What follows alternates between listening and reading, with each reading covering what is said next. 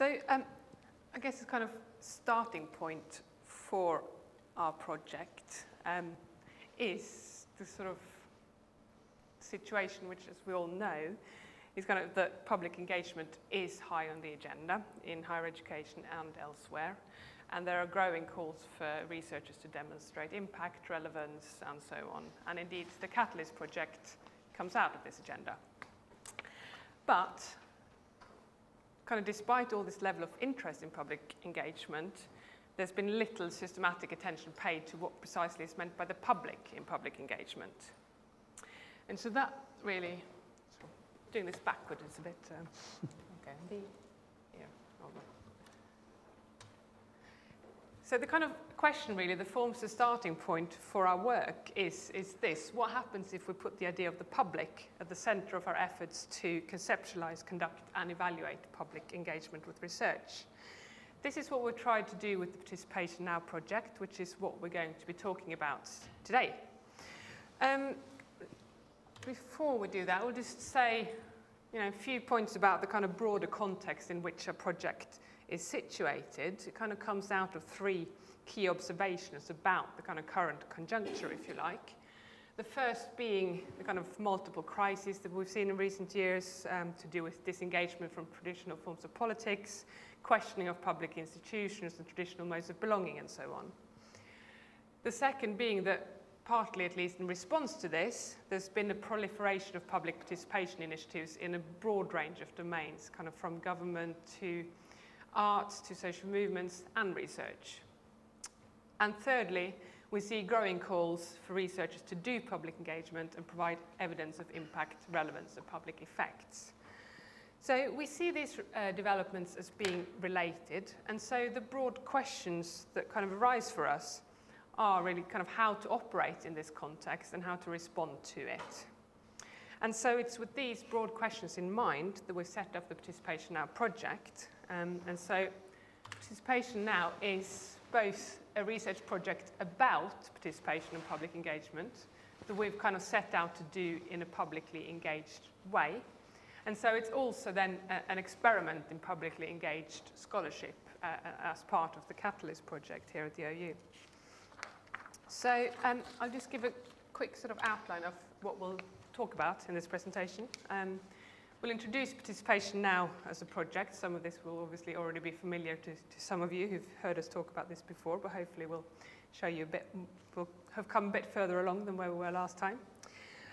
We'll introduce a framework that we've developed based on the literature on the topic of the public that we've developed really to support researchers in conceptualizing, conducting and evaluating their publicly engaged research. We'll then show how we've used this framework to analyze and begin to map the sort of broader field of participation and public engagement that we've been researching. And then we'll show how we've also begun to use this framework to analyze and evaluate our own public engagement practice. Then we'll conclude by offering some suggestions for how we think this might be useful for other researchers involved in public engagement, and then perhaps get some ideas from you as well on how we might be able to take this work forward. So before we move on and get into that, we just thought we'd do a quick kind of little... You were expecting an exercise. A little exercise. So here it is. So I'm going to go over here now. And it's basically just to get... we'll just throw a question at you, like, what do you associate by the term public? I suppose that's the first thing. And the second being, why is it that we value the idea of the public? So maybe what do you associate with that term in your head? Yeah. I mean, it's no right or wrong answer here, just get it going here, get the conversation going. Why do we value the idea? What do we associate with the idea? What other ideas come in our head when we think the public? Or publics, or public institutions, or all these sorts of words that use publics? The first thing you think of is Joe Public. Okay. The everyday person on the street. Yeah. So the kind of the general public. Yeah. In a sense, yeah. General public. Yeah.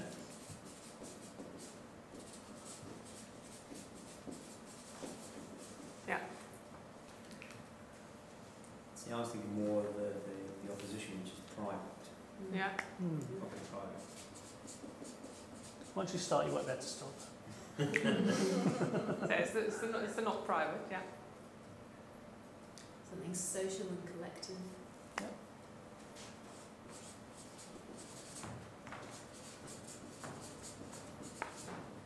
I think of a group that comes together to do something. Yeah. So it's a group of people. Right? Yeah. Oops. Let's give it this. It's a body that a lot of people claim to represent. Yeah. That's a good I one. think, that's a good one, yeah. Just say claims to representation. Actually, that's good to ask, because I was going to say it's something that gets appealed to. Yeah. Yeah, yeah. The public wants The this. public will support this. Yeah. So it kind of has to do with Kind of legitimation as well. It's used to kind of legitimate Legitimise. claims. Absolutely, Yeah. yeah. Yeah, I think linked to that is opinion. Public Sorry? opinion. Opinion, yeah. It's just a political term as well. It's Yeah. power. I just think it's has political power. Mhm. Yeah,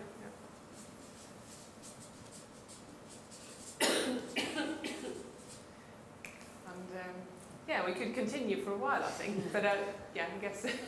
We did have a little go at a little wordle, just so some of those that we've said maybe on there, a few others possibly. No surprises on there. So, unsurprisingly, we think this term is valuable too, not least because of we still see a very widespread attachment to the term and a great deal of popular affection in a way to this term. And for the ideals of the public, ideals of the collective and the ideals of common ownership, access, openness, these sorts of terms. However, we also recognise that there's a great deal of ambiguity and uncertainty and indeed contestation around the term.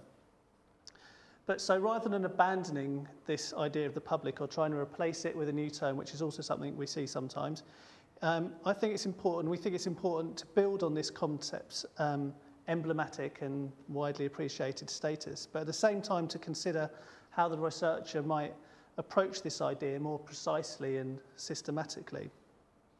So to do this, we think we need to get a firmer grip on what's meant by the public in public engagement, so as to be able to negotiate and account for what it means in context of engaged research. Doing this could help us get a firmer grip on how we can develop an evidence publics when it comes to contemporary processes of public knowledge creation and engaged research. So how might we address these problems of the public in public engagement? So in our work, we've been trying to do this in several ways. Now, I need to get on the website now. The first of these is through the development of the excuse me, while I... Do you want me to? Yeah, through the development of participation now. I'm in the wrong place now to show you participation now. Oh, thanks, Hilde. Do you want me to Yeah, be okay. your demonstration assistant? Okay, that would be or- great. So most of you will have seen some of the work we've done on this already. But it's been set up to try and help animate and encourage researchers and others to explore the diversity of emerging developments and situated ideas and practices that now exist in this exist across multiple contemporary domains of participatory public engagement. It's designed to support and inform wider ongoing debates, relationships, networking, and provide a public platform that can be used to collectively investigate what's at stake. In short, it's been set up with the aim of engaging and supporting the emergence of some kind of public around the issues of the public engagement and participation itself. So the key features, Hilde's already beginning to show you the functionality that can show you the collection of initiatives that we've brought together. So these are initiatives brought together from across multiple domains of participatory public engagement, certainly not only participatory public engagement with research, but public engagement as it applies to, if we go to the search here. So we've created this typology to show, in a way, to animate the breadth of this field. So in terms of who's involved in participatory and public engagement at the moment, we have all these different kinds of organisers, if you like, or practitioners, from artists to political parties to social movement activists, media organisations, government. And then in terms of what the kind of issues people are using participatory engagement to engage publics with, they range from all these types of issues at the top. From issues of participation itself, to workplace, to research and knowledge production, to community and neighbourhood, international development, health, human rights, sustainability, economy, education, we could go on. And then the third element of the typology, we've gone through the who and the what, now the how.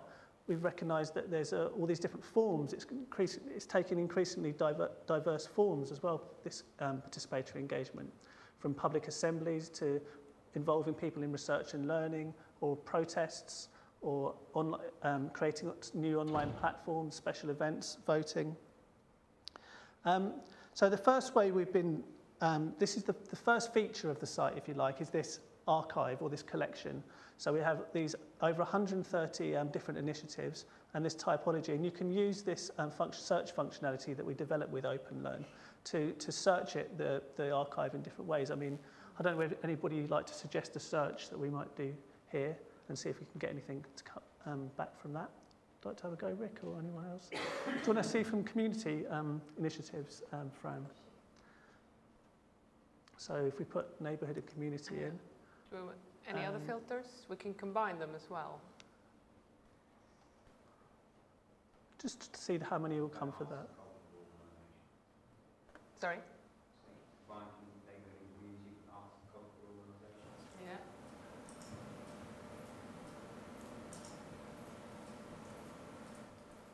And then you can get them back. And if the results back quite easily, then you can, if you click on any of the icons, you can then get some more information about the particular initiative. So, for example. And the information we collect is not at the moment extensive, and that's been quite deliberate because we think the site is primarily about giving people some kind of sense of overview of the field, but also about giving people a sense of links and connections between different kinds of relationships, different kinds of initiatives, pardon me. So the second main feature of the site is the comment, debate and analysis section. So we have the collection and the way of allowing people to search through the collection. And then then accompanying that is the comment, debate and analysis section. If we go to the on open democracy, and to sort of develop this, we've partnered up with Open Democracy. You can go through it there, yeah. And we won't go through all of this content in detail here, but what we've done with Open Democracy is we've had some open calls for researchers and practitioners to develop, to contribute short articles about either their own initiative or their reflections based on their research, or reflections about how they see the field developing more generally. And we'll go through in a bit more detail later on about some of these contributions and where they've come from and what they've been about. But this gives you a sense that we've had kind of a mirror site on the Open Democracy site for participation now, and that's developed alongside the OpenLearn site.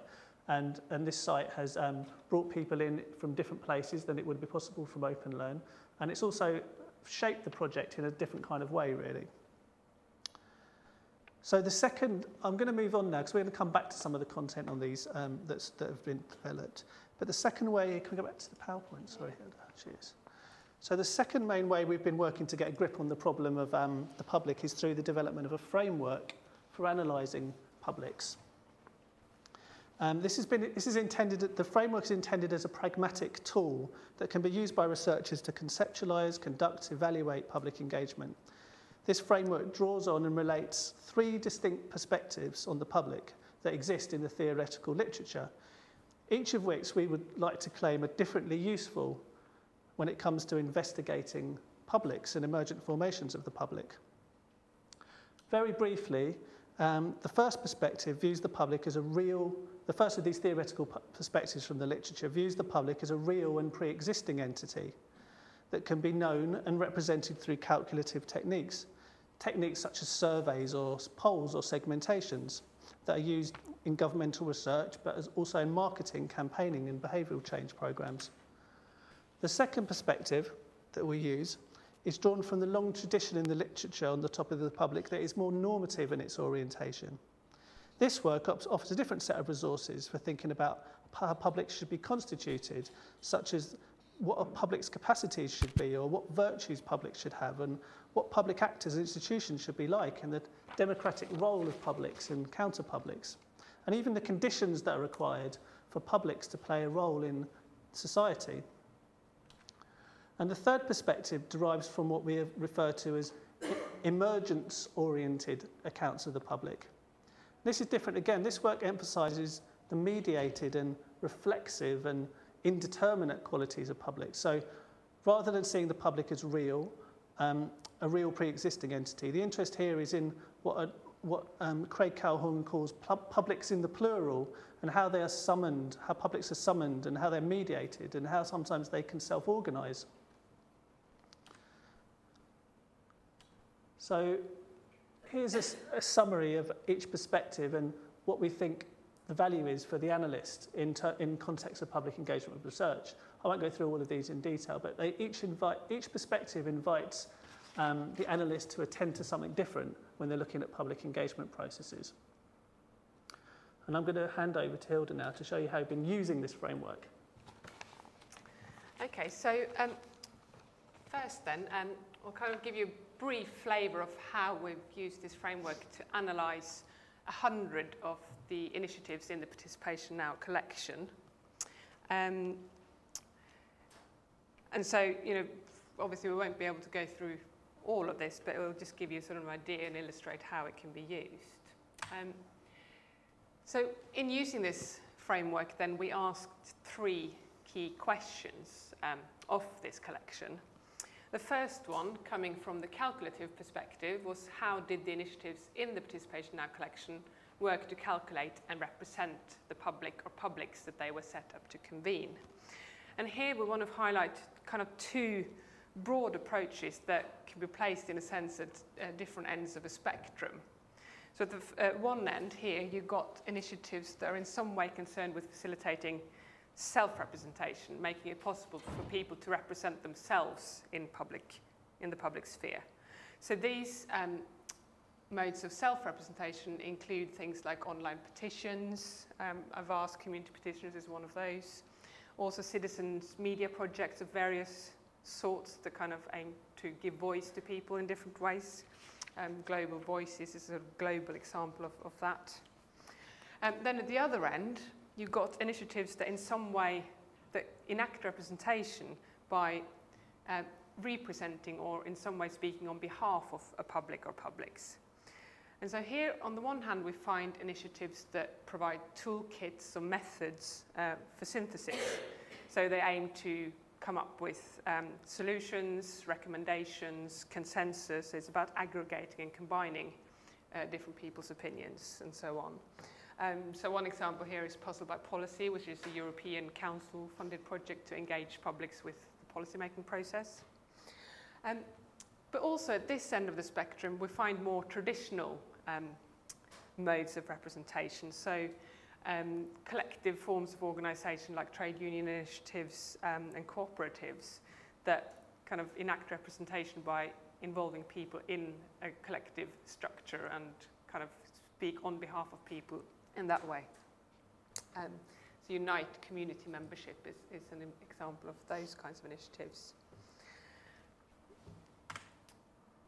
From the normative perspective of our framework, we ask the question of what normative versions of the public did these initiatives aim to support? And here we can highlight 3 different public roles that initiatives offered to their participants. The first, and I think the most common, was this one here of the what we call the engaged citizen. This is a figure that's kind of already committed to ideals of liberal democracy, the public good, participation in public life and so on. And they do this through contributing to public debates, by taking an active role in the life of their community, doing voluntary work and so on.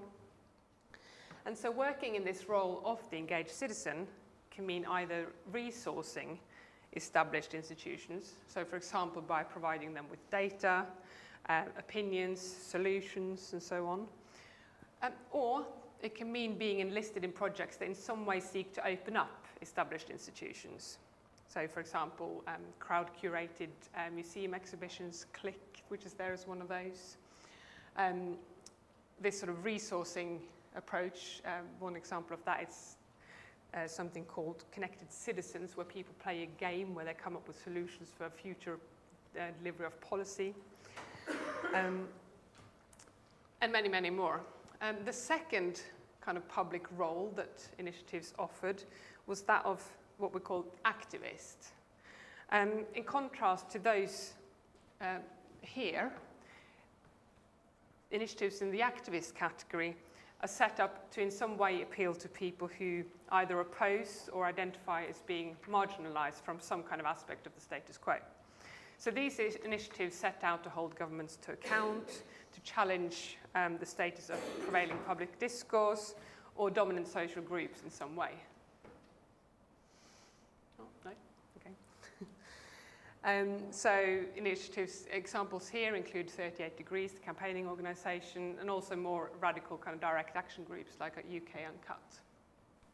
Then finally, there's a third normative orientation that we found among our collection, which is oriented kind of towards creative citizenship. So the public role that's being offered here is that of the creative citizen.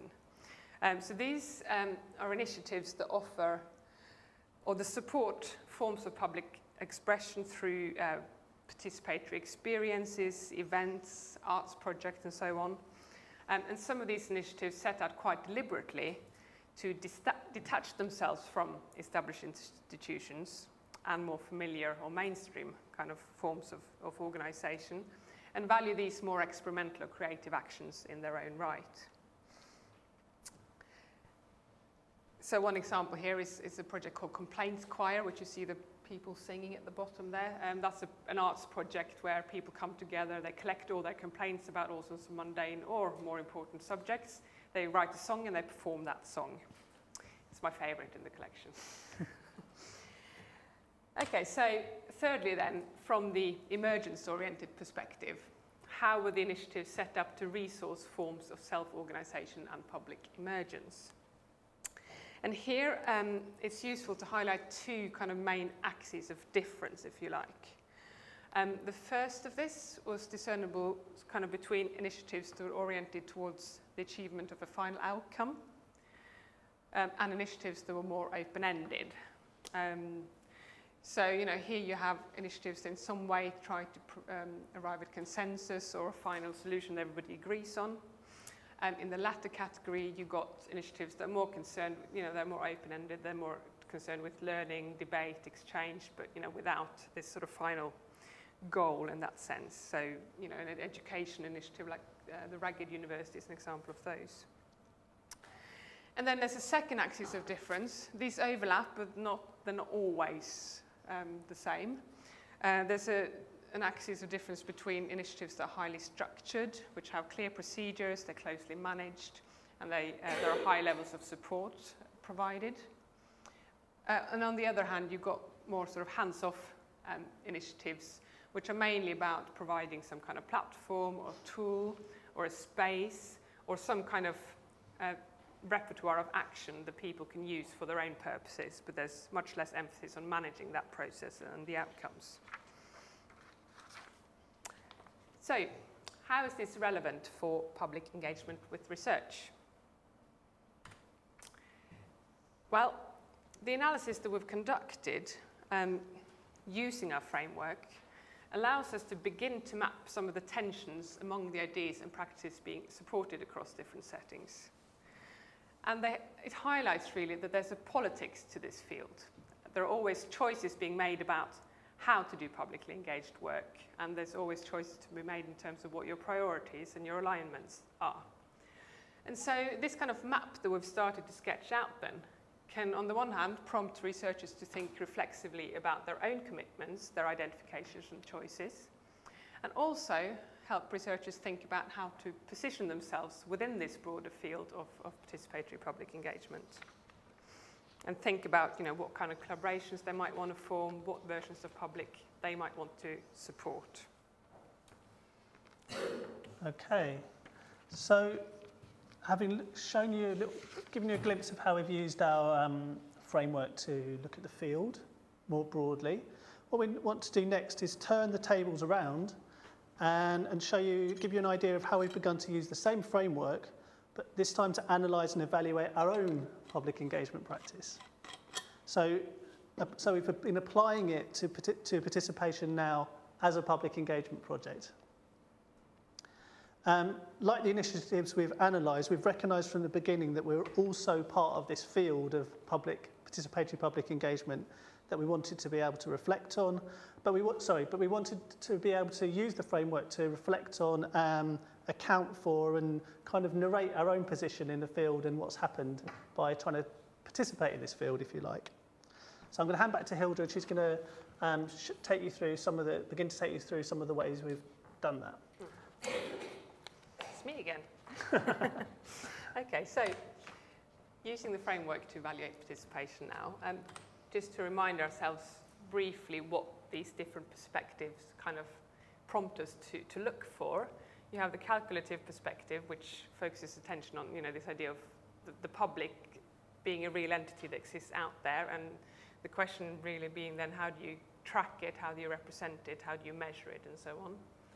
The normative perspective, which focuses attention more on, what are our underlying assumptions about the public's role, the capacities of the public, what's the kind of quality of debate and discourse we want to facilitate, and so on, and the relationship between publics and publics organisations. And then the emergence-oriented perspective, which is more about focusing on the kind of possibilities within any given project for self-organisation, indeterminacy, for unexpected things to happen. Once you put something out there, one of the qualities of a public is that it's kind of self-organised, that it does its own thing. So it's kind of, to what extent can you facilitate people just taking an idea and going and doing something with it by themselves? And also, if we're talking about evaluation, to what extent are you able to account for those unexpected things that might happen beyond, what you more closely set out to do at the outset from a calculative or a normative perspective. So then, first, evaluating participation now from a calculative perspective. So when used to evaluate the project then, these kinds of perspectives focus attention on the character of the public that the researcher or researchers sought to engage, and the means by which they, or we in this case, sought to track, represent and measure those publics. So, what were our target publics? To what extent would we succeed in engaging those target publics? So our target publics consisted of a broad range of actors, really, who were either directly involved in participation in public engagement as participants or organisers, or who were interested in this field as researchers or as just general interested citizens.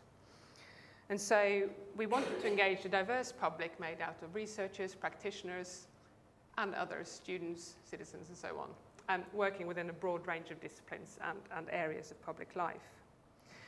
So to what extent did we succeed in engaging these publics? We've collected a range of mostly quantitative data on this, and obviously we don't have time to go through all of it, so this is just to give you a little bit of a flavour of the kind of analysis that we're doing. So first of all, then, we've done a sort of analysis of the contribution we received to our partnership with Open Democracy that Nick just told you about. So between November last year and April this year, this partnership generated 35 contributions. These were 23 short articles, 9 interviews, and also 3 pieces that Nick and I wrote together. And our analysis shows that 21 of these came from researchers representing 15 institutions, and I think about 5 came from the Open University. Is that right? Yep. Yeah. And then the remaining 14 came from practitioners. The contributions from researchers came from kind of all levels of the academic profession, from PhD students, postdocs, lecturers, senior lecturer level, up to professors. And the practitioner contributions came from people working in a range of contexts, from informal education initiatives, campaigning organisation, activist groups, participatory arts, and so on. So in that sense, yes, we did manage to engage a quite broad diversity of people to participate actively in this debate that we convene through open democracy. Meanwhile, metrics that we've got on visits and use of both the Participation Now site itself and the Participation Now section of Open Democracy can give us a kind of indication of the sort of wider reading public, if you like, that we managed to engage. So not the ones that contributed directly to the debate, but who engaged with it in some way through reading contributions. So for the Participation Now site itself, so this is the OpenLearn site, we got figures on the total number of page views since the site was launched, which is about 22,000, and unique page views, which is a little bit less than that. So that kind of gives a quantitative indication. We've also got some measures to give a sense of level of engagement. So the average time spent on each page is 1 minute and 50 seconds, slightly higher than the OpenLearn average. And the bounce rate, which is the figure for basically a bounce, is when somebody just visits one page of a site and then exits the site immediately, which is 59.7%, and again slightly lower than the OpenLearn average. So Participation Now is doing kind of slightly better on those measures than OpenLearn content in general. And then you can also we've got figures for monthly page views, so we can kind of see how levels of engagement fluctuated throughout the life of the project, and we can correlate that with, different initiatives we put in place, calls for contributions, and when we published our own pieces and so on. We've also got metrics on the Open Democracy Partnership. This is from when it started in November to April. So it's kind of similar level. Total page views are about 12,000, and unique page views, again, just a little bit less than that. The average time spent on pages in the Participation Now section of Open Democracy were just over 3 minutes, slightly lower than the Open Democracy average, but higher than the Participation Now on OpenLearn average. And the bounce rate was slightly lower than the Open Democracy average. But we got one particularly encouraging statistic on kind of engagement levels, which was the average number of pages within Participation Now that people visited when they went to it, which was over 6 pages, whereas the average for Open Democracy as a whole is just kind of 1.5 page. So that was quite encouraging.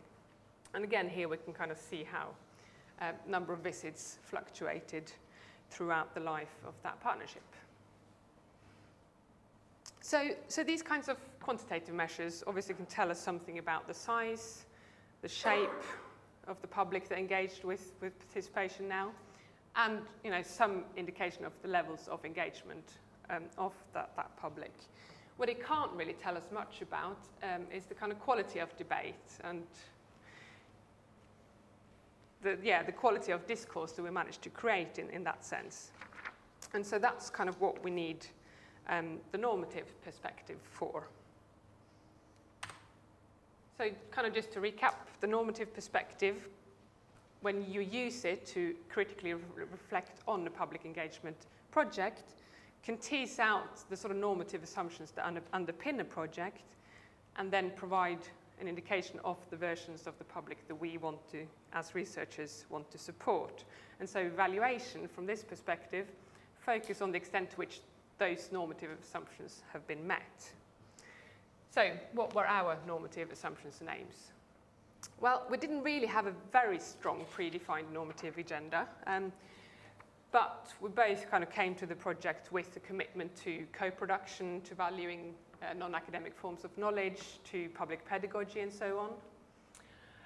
But other than that, it was a fairly open-ended project, and we wanted really to facilitate critical reflection, debate and exchange across various kinds of difference, so between academics and practitioners, between academics and different disciplines and so on.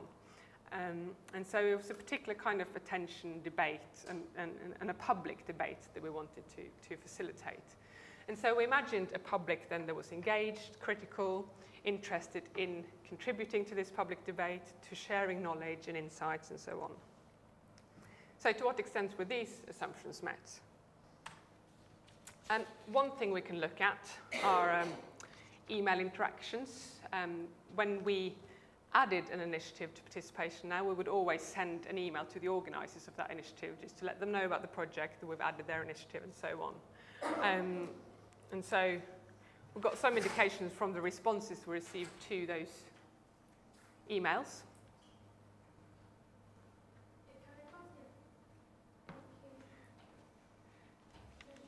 And so a good proportion of the responses kind of voluntarily provided positive feedback, such as the quotes that we see here. But what we can also look at, this gives some indication that people found it useful and interesting. We can also sort of look at the quality and nature of the debate that happened on open democracy. We haven't analysed this data in detail yet, but it's possible to kind of map out 3 broad categories of the tone, in a sense, that people took.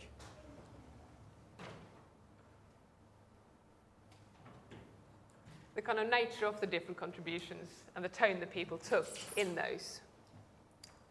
So we kind of wanted, we wanted critical reflection, we wanted people to share challenges, difficulties, and so on, as well as, what went well in their different projects. We wanted also kind of more critical meta-reflection, if you like.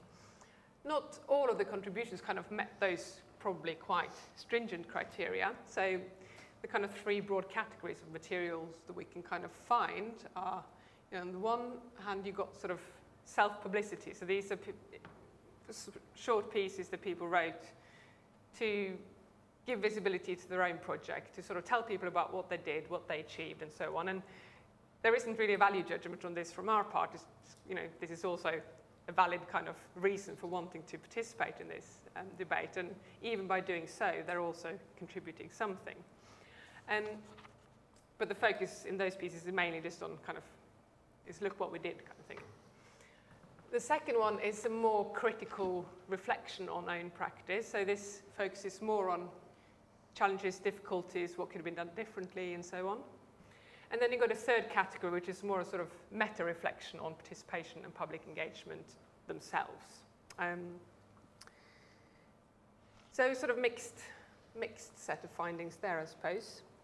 And then finally, from the normative perspective, we can also say something about the extent to which we succeeded in facilitating this kind of mutual learning and exchange across difference. So as I already showed you, the contributions to our debate on open democracy came from a very wide range of actors. However, there's only limited evidence of direct engagement with other contributors in each piece. Nick will probably say a little bit more about what we did find.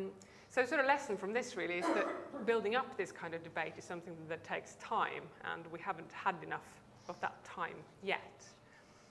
It probably also kind of highlights a bit of a problem with our underlying assumptions about what we wanted to achieve. We probably overestimated the extent to which our different publics had the capacity and the resources that were required to engage in this kind of sustained, critical, and reflexive kind of debate. That's something that requires time, resources, and both of those are in scarce supply, particularly among practitioners and activists who are busy people. It's the privilege of academics to be able to sit and do this kind of writing and reflection. So that's just a flavour of the kind of calculative and normative perspectives. I'll hand over to Nick to talk about what we found from the emergence-oriented perspective, and then to wrap up. Thanks, Hilde. So the third perspective, as Hilde said, is the emergence perspective. So this is, in a way, some ways the most abstract one, but it's also some ways the one that was our starting point for the whole project. So when we're evaluating the project from this perspective, we wanted to assess whether the participation now has supported in any way the development of a self-organising public. So this is a public that's mediated in and through forms of interaction and engagement, if you like. So once again, we took the lead here from theoretical insights from the literature, if you like. In some ways we did, at least. 2 of these insights being particularly important. The first of these was the idea that publics can convene or come together as a result of forms of talk and forms of interaction and the circulation of discourse, particularly when it comes to reflecting on or talking about problems or issues of collective concern. The second starting point is the idea that the emergence of publics is dependent on some kind of infrastructure, such as the web, that can allow discourse to be circulated and interacted with. So in the context of the project, we developed and provided this infrastructure that we've talked about that could facilitate the circulation of discourse about different initiatives and between different people. And then we used the infrastructure to disseminate various kinds of material, including the collection of initiatives, the editorial articles we wrote, the calls for contributions that we publicised, the tweets we sent out. It was through these materials, this infrastructure, and through the partnership with Open Democracy, as well as through using other Open University channels, that we tried to, if you like, kickstart conversations and processes of public self-organisation and emergence. So in terms of what happened, we've collected some limited evidence of the beginnings of the kinds of processes of self-organisation and emergence that we're trying to support. For example, our analysis of the articles, has traced people both citing and circulating ideas from other articles that were contributed, if you like, but also from earlier iterations of the OU Publics activities. There's also been evidence of participation now being reflected on and talked about in Twitter interactions. The project was discussed and linked to by various blogs, and it also resulted in us being invited to write our own blogs and other pieces in other places, such as LSE Impact blog, and had an article just published the other week in a magazine called Red Pepper. They invited me in this case to write a short piece about the project and implications it might have for thinking about the Euro election results. So it kind of unexpected things sort of popped up like that. So this is a slide where we can show how we've captured some Twitter interaction going on around the project. Well, at least where we're mentioned and asked for our views and asked to input into a conversation that was going on about something else. Here, another blogger who runs another organisation has written about the post we put on the Open Democracy site about our emerging research findings. He's talking about that there. Another blogger flags up some of the work we've been doing in their kind of weekly news blog. So we can also highlight examples of less fleeting, if you like, forms of interaction and emergence. These illustrate how the project has been used to generate more anticipated and perhaps longer-term forms of emergence. So there's two stories that briefly recount here, which one is an academic at the University of Westminster from December 2013 began to use participation now as a teaching resource as part of a new undergraduate module on democratic innovation. The collection was used to help introduce students to developments in the field, and students were also encouraged to contact us with examples of new initiatives that they found as a result of their own research. So, and then we added examples we received from them to the collection as a result. The second example is an interaction with the Raymond Williams Foundation, which have also expressed significant interest in the project. So not only did the administrator of the foundation contribute a piece to the discussion, he also is now planning a residential course in November of this year, precisely on the theme of participation now, involving a whole host of other informal adult education providers in the process. So the administrator of the foundation has invited Hilde and I along as speakers, keynote speakers, and is organising an online link-up with Noam Chomsky, apparently, as part of the event.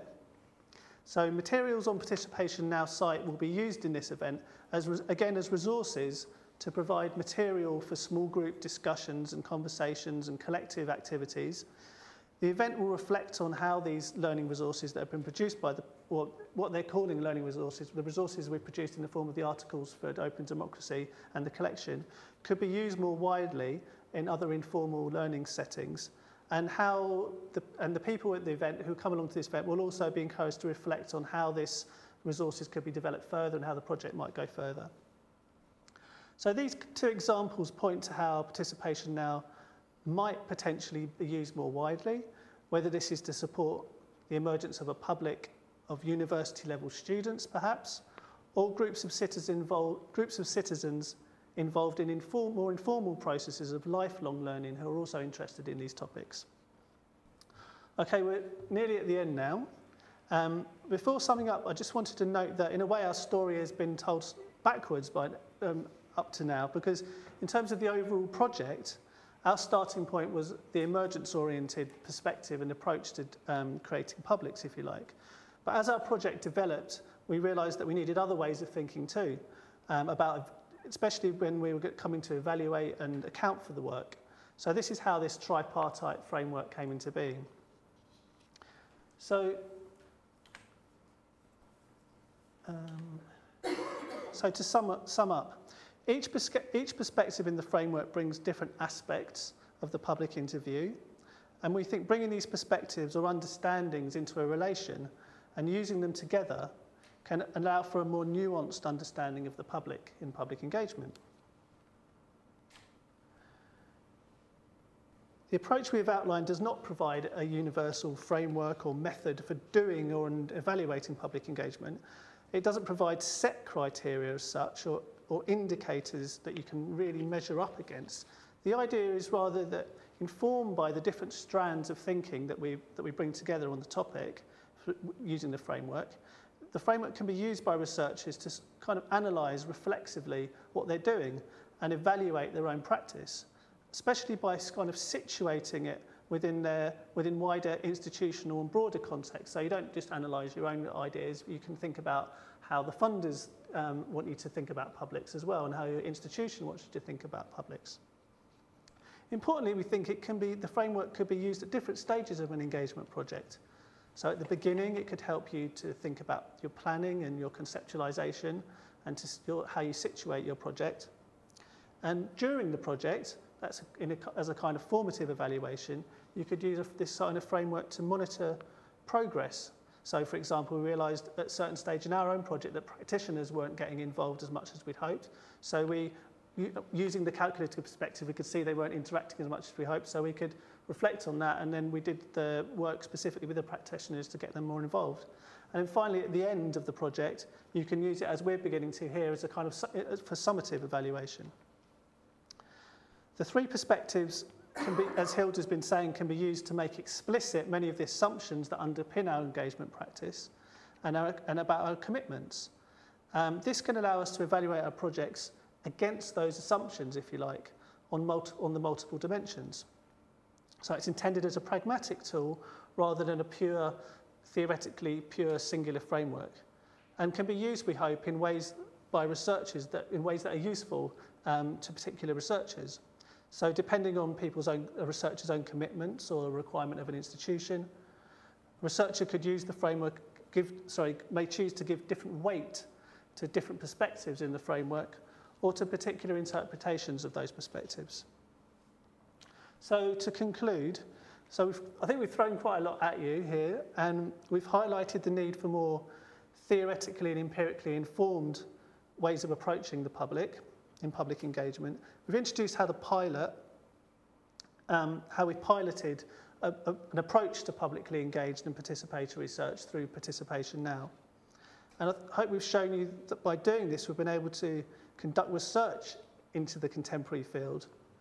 And the research has started to provide a map that can be used by researchers to think about their own practice in relation to wider things that are going on in the field.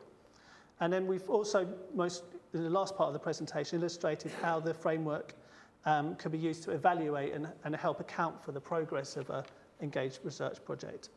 So the last couple of points, we want to return to where we began. We think the public is important, but we also recognise that it's very difficult to pin down sometimes. This isn't only because publics can be theorised and practised in different ways, but it is actually because publics are also partly imagined as well as partly real, if you like. And their status is much contested, and it probably always will be. Publics are also tricky to pin down as they can change, and their identities can change in and through interaction. So the problem of the public in public engagement therefore arises from a situation where there isn't any singular public out there waiting to engage by us researchers. But we think our approach has been designed precisely to address this problem. It's an approach where it invites researchers to reflect on and account for how they negotiate the problem of the public as part of their process, a part of the process of doing the work itself, if you like. So the last slide, we truly welcome your feedback on this work, and because we would like to take it further if we can, and to take it out to other researchers. And we'd like it to be tested and developed in other contexts. We recognise our work in this area comes out of a particular set of social science traditions and disciplinary research orientations, if you like. But we really would like to hear your views. And if you can think of any ways it might be used, the approach, other ways it might be used in this context, or how we might engage others, whether it's funders, institutions, or the researcher community. If you've got any ideas about any of those, it would be really great to hear from you. Thanks for listening.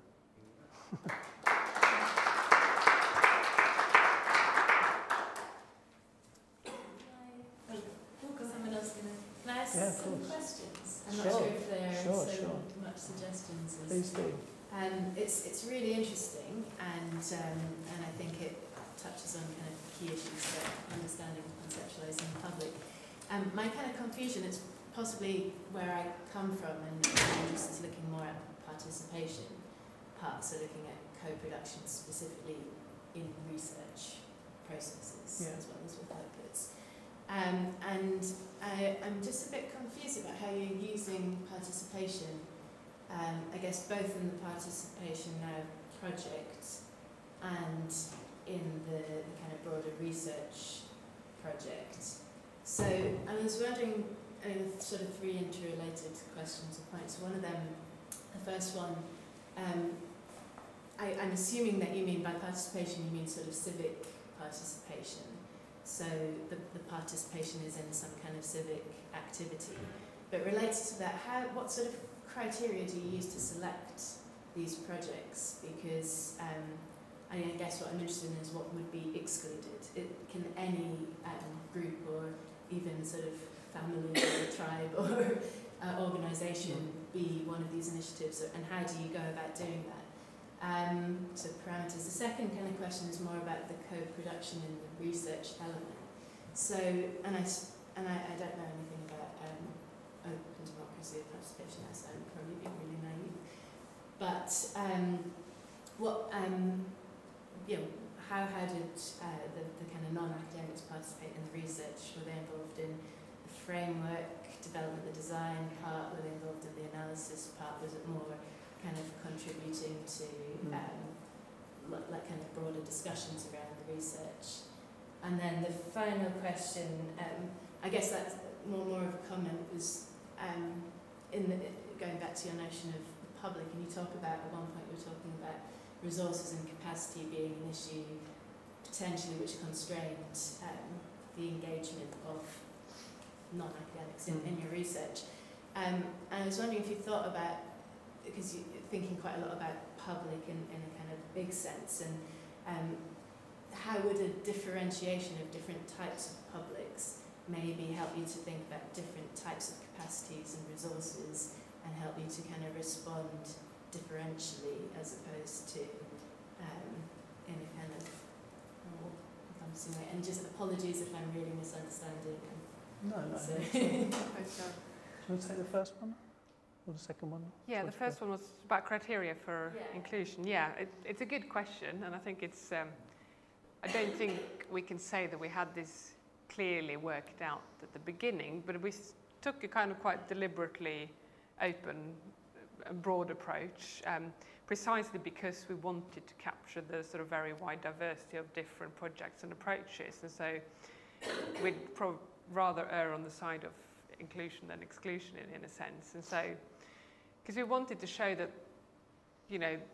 there's probably a set of dominant ways, or more or less dominant ways of doing participation and public engagement, and then there are some more emergent and a bit more far out and left field ones as well, and we wanted to include them all precisely to kind of show that this is a field that's very diverse. And so I think really our criteria kind of were, you know, that initiatives had to in some way be participatory, and that they in some way were open to people other than, you know, a closed kind of group or collective. And I think there was a sense as well, if I can add to that, about they had to have at least the potential, in our view, to have some kind of public effect rather than primarily less public effect. So there's obviously loads of commercial activities that you could say are participatory and engaged and all of these sorts of things, but if they were primarily for you know, driving revenue streams or something like that, we weren't particularly include them at this stage at least.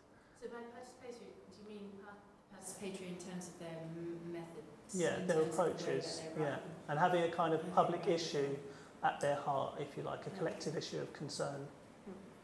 And that, yeah, in some way kind of set out to appeal to or engage a public or a set of publics. But we kind of wanted to animate the field as well to show that the very idea of participation was now very contested.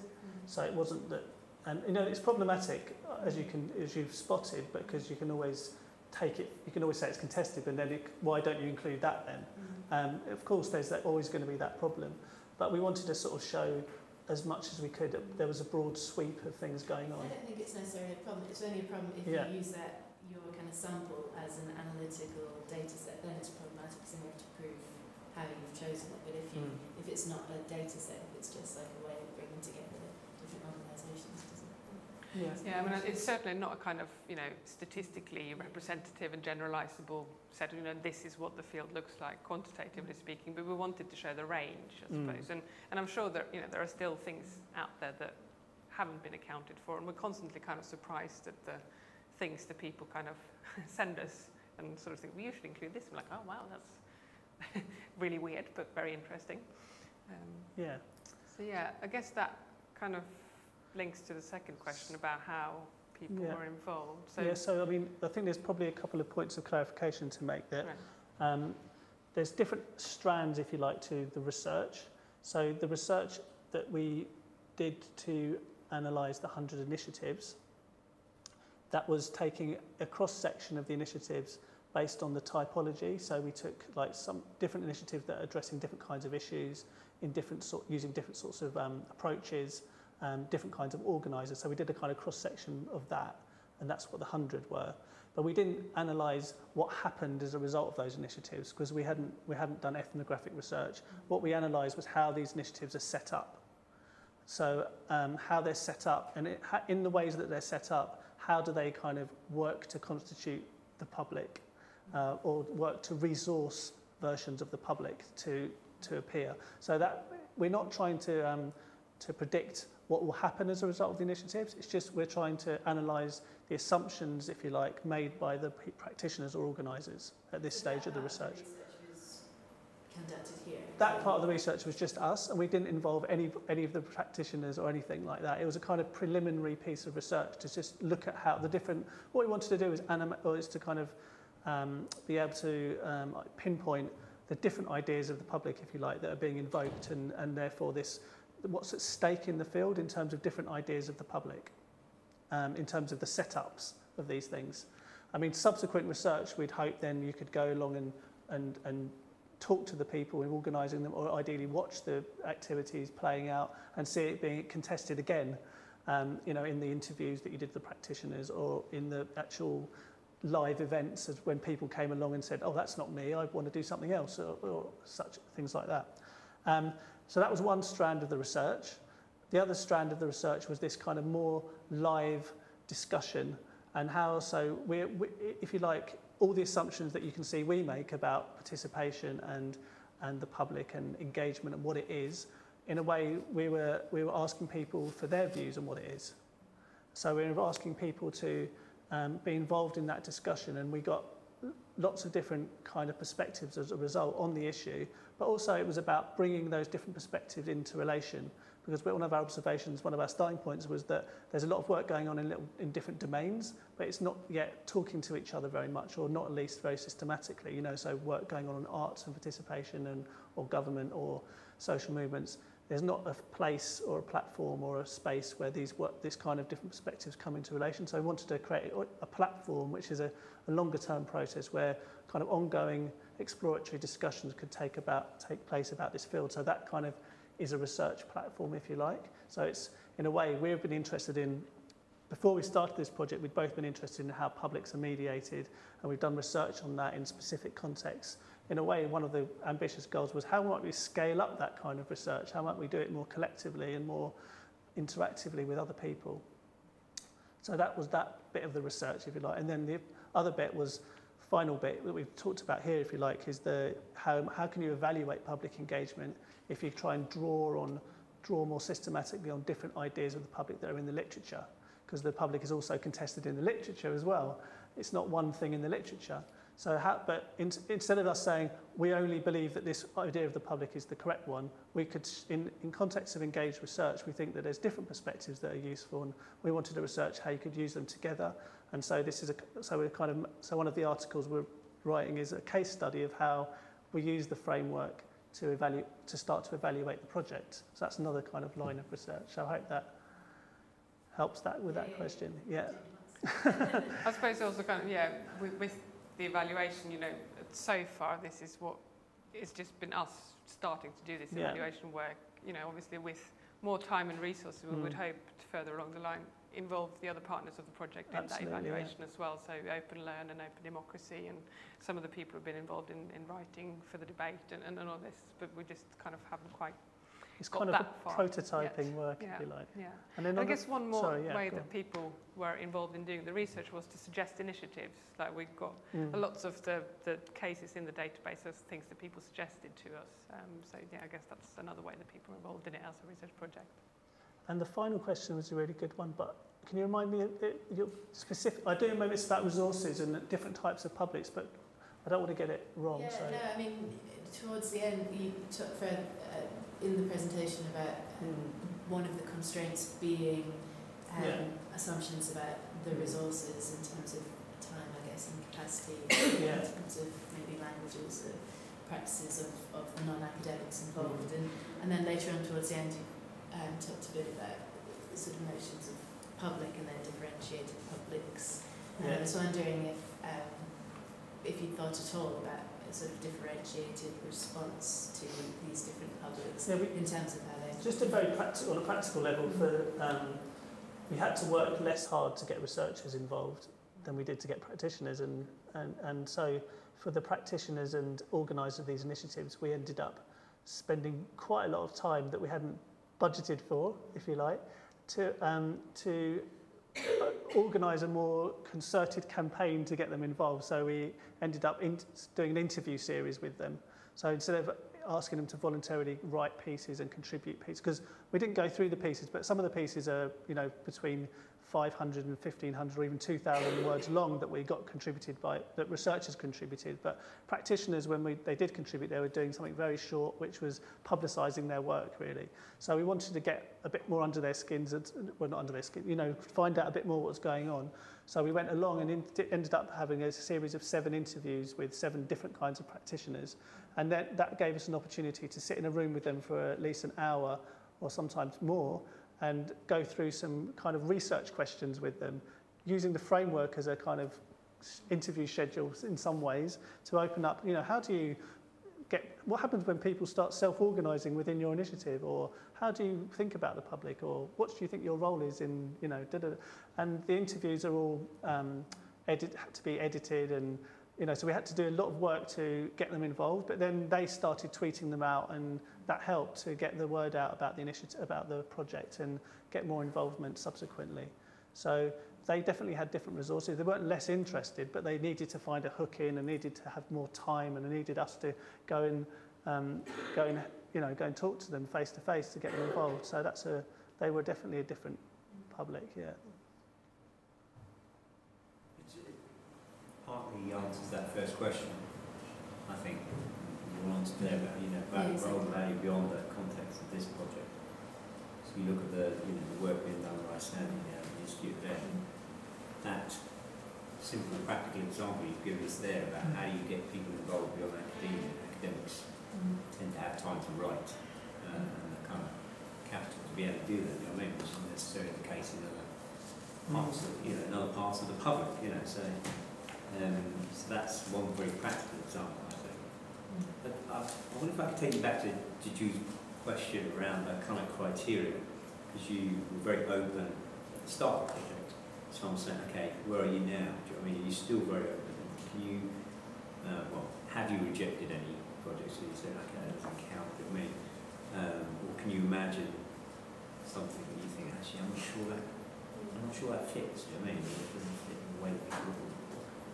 There has been a handful of whilst we've said we can't include it in quite this form sort of thing. So, for example, we've had people wanting to include their organisation in the collection. And so we've had to say, well, we can't really include an organisation, but if your organisation has been involved in running an initiative or a project that you can give us an example of, we can include that. We've also had commercial you know, service providers or software developers saying we've launched this application, or, you know, and can you put that on there? And we haven't. Yeah. And the other one I was going to ask you was around the typology, which because obviously you've been working with OpenLearn, and I'm kind of curious about just how that kind of interaction has gone. But you put the typology up there, so I'm like, okay, how does that come about? Do you know what I mean? Is that something that was driven by you? Is it something you just looked at the project and say, okay, what works for these different sets of projects we've got here? We can do it as an evolving thing, you know, new project, okay, does that fit? We need to add something else. How did that come about? Well, we kind of developed it on the basis of an initial set of examples. I think it was, I don't know, 25, 30 or something. We kind of, you know, we did the kind of analysis of those and, you know, what are the categories we need to be able to classify these. But then it got very much sort of refined in conversation with OpenLearn as well. Like, you know, we'd come up with some very long and complicated label for something and then suggest something much simpler, for example. Yeah, like what, how, all of that came out of a discussion, longer discussion that was about, you know, there's more academic terms for these things than that, but they worked much better in the end. So the conversation was often really productive because they would get us to think about things you wouldn't necessarily think about if you were doing it as a purely academic research project. In terms of the relationship with them, it's been very cordial and really productive in the main. I guess the main difficulty has been all the systems they've got in place, which are not the human beings, it seems. They've been created by human beings, but now they seem to go beyond human beings and kind of stop human beings doing things sometimes. Because things have taken a very long time. Things took a very long time to get up and running initially, much longer than we would have hoped for. And then there's two aspects to the kind of infrastructure. You know, one of them is that it was there to start with, which was great. So we had something to work with. It didn't have to all be created from scratch. This is the OpenLearn platform. But then the other aspect of that is that it restricted us in all sorts of ways. And we had to spend a long time, and they were very open to this in many ways, designing new bits of functionality for it. You know, like the search functionality and the archiving thing is all new to OpenLearn, so we've developed that with them, and that's kind of working okay. But still, the design is quite clunky on OpenLearn if you compare it to what's possible in the world beyond. So it's been okay, but it's been a learning experience, and a lot of people have said.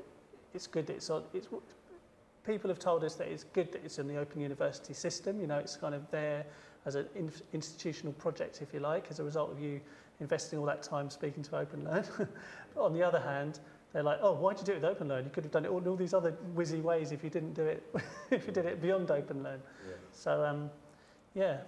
But if you've got any views on whether you think the framework, just to, you know, this would just be helpful for us just for the last few minutes, if you like.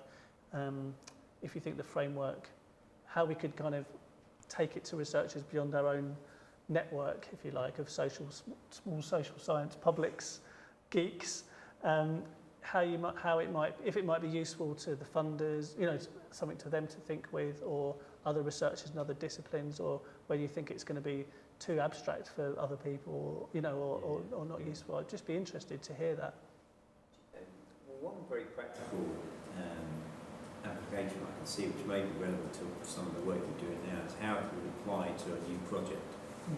You know, so you think, okay, a lot of researchers are now starting to turn their attention to how you collect evidence, the type of work they're doing in terms of impact, for example. So how could you apply, how might it apply to you as you're writing another research application? If you want to do it for your pathways to impact, how would it apply to you? So if you can find ways of adapting it in a fairly kind of, you know, ready to go way, if you like, you know, off the peg, if you like, with some adaptations. That I can imagine you could take into you know, into a CPD event with other researchers and just say, okay, this is what we've done, and do it as a little workshop and see how they would apply it in their own projects. I mean, that would be quite interesting just to try it. You know, if you have 15, 20 researchers in the room, just say, okay, let's group you together roughly by similar-ish projects and see how it would apply in different ways. That might be quite an interesting way of doing it. And I reckon somebody like, we chat to Doc Faulkner and say, okay, can we get you a little workshop on their programme? I'm pretty sure they do. Because it's exactly the type of thing researchers are struggling with. You know? And even if they don't use it, they will come up with ideas I think will be useful for you, and they come up with ideas that will be useful for them. You know?